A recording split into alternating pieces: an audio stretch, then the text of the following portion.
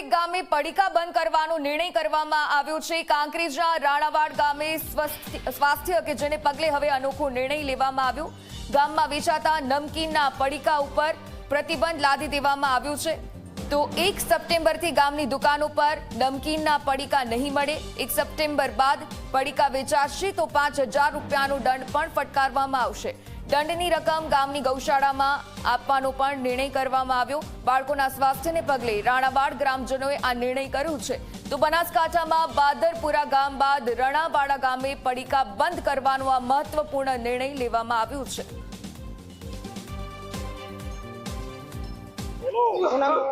મારું નામ દવે વેદાંત છે ને અમારા ગામમાં શિવ મંદિરમાં એવો નિર્ણય કર્યો છે કે આપણે પડીકો ખાવાનો નહીં અને જે પડીકા વેચશે તેને 5000 રૂપિયાનો દંડ થશે। અને અમને પહેલા તો પડીકા વગર અમને બધાને મજા નહીં આવે અને પછી અમે રેડી રહીશું અને અમારા ગામમાં આ સારો નિર્ણય કર્યો છે એટલે હવે અમારા ગામમાં રોગ થશે ના।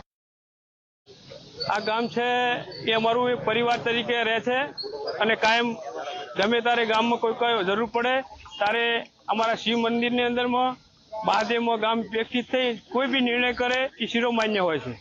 અને ગામને એવું થયું કે આ પડીકા કેમિકલ આવે છે અને પડીકાની છોકરાને ખાવાથી ખૂબ બીમારી વધી ગઈ છે।